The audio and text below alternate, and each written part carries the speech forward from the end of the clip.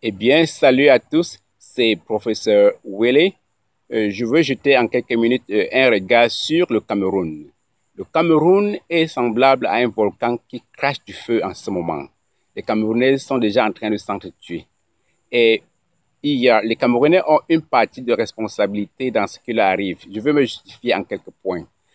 Quand la France coloniale a décidé de ramener le Cameroun de l'état fédéral à l'état unitaire, les Camerounais n'ont pas bronché et ils savaient très bien que dans un système d'État unitaire, c'est plus facile de voler, de piller les ressources de l'État.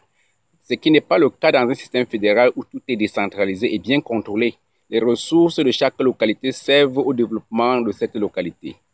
Deuxièmement, quand la France coloniale a décidé de dévaluer la monnaie de servitude appelée CFA, tous les autres pays qui ont été victimes ont doublé le salaire de leurs fonctionnaires et les fonctionnaires sont allés toujours dans la rue. Mais au Cameroun, on a divisé le salaire des Camerounais en deux et même ce peu, on ne leur donnait pas. Et les Camerounais ont observé un silence, un grand silence, pas de réaction. Troisièmement, le Cameroun, c'est l'un des rares pays du monde où le président peut faire en 35 ans de pouvoir 4 ans à l'extérieur. Il va à l'extérieur comme il veut, il dure autant qu'il veut et rentre quand il veut sans être inquiété. Ça, le Cameroun est exceptionnel dans le monde. Et ça, c'est après de tout. Voilà les 3 raisons qui me laissent croire que la passivité, les Camerounais sont dans une dormance, ils sont très passifs et ça joue contre eux. Alors, quand vous regardez la jeunesse camerounaise, la jeunesse n'a pas d'avenir. Quand elle finit ses études, il n'y a aucun plan d'insertion sociale de la jeunesse. Et le système éducatif est du style colonial, dépassé, non adapté aux réalités locales. Les élèves ont trop de matière à apprendre, ils se bourrent la tête avec des inutilités. Et les hôpitaux sont sans équipement. Vous pouvez facilement mourir dans des hôpitaux même dits de référence, faute d'oxygène. Pas de route. D'un coin du Cameroun à l'autre, vous pouvez faire facilement 2 jours. Et le mauvais état de route fait en sorte que crée tellement d'accidents, crée plus d'accidents que la guerre civile. Les Camerounais meurent plus d'accidents que de la guerre civile. S'agissant de la déforestation, à l'est du Cameroun, en quelques minutes, les grands troncs d'arbres sont coupés. Les grands arbres qui ont fait plus de 100 ans sont coupés en quelques minutes et sans remplacement. Ça veut dire qu'on coupe de l'arbre pour avoir le fruit et on s'en fout de la jeunesse, on s'en fout du futur. En ce qui concerne les personnes handicapées, c'est des personnes au bas de l'échelle sociale. Il existe des lois qui les protègent, mais malheureusement, personne ne les applique, n'applique ces lois. Les maisons continuent à sortir des terres comme des champignons, sans structure, avec des escaliers kilométriques. Et les personnes handicapées n'ont pas accès à ces immeubles, ce qui constitue une discrimination flagrante. Et ce qui frappe quand vous arrivez au Cameroun, c'est quoi? Il y a la jeunesse, les jeunes comme les vieux sont dans l'alcool à longueur de journée. Les filles n'attendent même plus la soirée pour se prostituer au bord de la route. Et les églises, il y a tellement d'églises. Beaucoup de personnes passent leur temps à l'église à chanter Seigneur Jésus au point d'oublier qu'il faut aller travailler. Le Cameroun est sous l'emprise des loges. Les loges ont fait main basse sur le Cameroun. C'est la Rose-Croix, c'est la franc-maçonnerie, c'est l'homosexualité qui dicte la loi au Cameroun.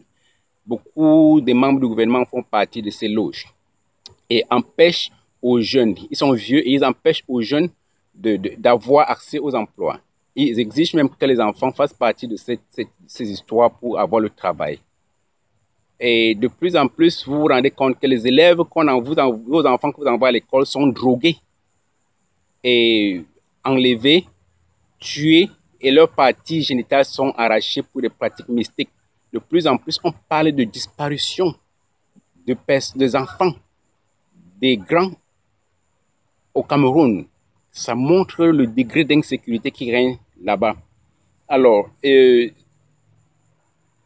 n'y a pas d'électricité au Cameroun. Biya a transformé le Cameroun, fait quitter le Cameroun de l'ère de l'électricité à l'ère de la bougie. Les Camerounais sont dans le noir. Les élèves utilisent la bougie pour apprendre. Le CFA. Les Camerounais ne réfléchissent pas sur la sortie du CFA. Ils ne peuvent pas avoir un développement avec le franc CFA. C'est une monnaie de servitude. Vous ne pouvez pas faire la comparaison entre les Camerounais ou bien les pays qui parlent français utilisant le CFA et les pays anglophones.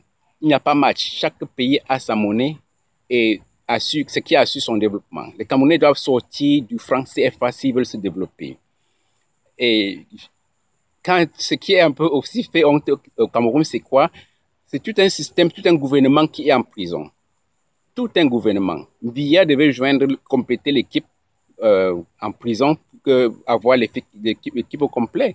Et on parle de l'opération Épervier, qui attrape des personnes qui ont volé des millions et des milliards et met en prison. On met des gens en prison sans récupérer de l'argent volé. On ne résout aucun problème. Ces bandits, ces prisonniers ils sont en prison, ils vivent mieux que des personnes en liberté. Ils ont de leur argent, des milliards gardés dans des comptes obscurs. Et ce que vous allez constater aussi, c'est que ce n'est pas par coïncidence. À la veille de chaque élection, il se passe des catastrophes non explicables. Grave accident de circulation ici, 30 morts. Accident de circulation là-bas, 40 morts. Accident de circulation par-ci par-là. Et puis, noyade, inondation. Toutes ces catastrophes veulent tout simplement dire que Biya a besoin du sang des Camerounais pour gouverner, pour rester au pouvoir. Et à la veille de chaque élection présidentielle, il fait venir des grands maîtres sataniques pour déverser les démons sur les Camerounais afin de les endormir et continuer à gagner. Ça, c'est très grave. C'est très grave. Je voudrais faire quelques recommandations et libre aux Camerounais de l'accepter ou de ne pas accepter. Les Camerounais sont à la croisée du chemin. Soit ils font une marche pour empêcher Biya d'organiser les élections. Ils font une marche étudiée pour faire partir Biya avant les élections. Soit ils observent un silence passif et le laissent gagner ces élections comme d'habitude, des élections truquées bien sûr. Soit encore, tous ces soi-disant leaders d'opposition enlèvent leur candidature et laissent Biya seul en course. Et l'histoire va bientôt juger ceux qui sont en train de donner l'occasion à Biya de jouer le jeu. Donc Biya utilise ceux qui placent leur candidature pour jouer le jeu soi-disant démocratique. C'est faux. Il n'y a jamais eu d'élection au Cameroun.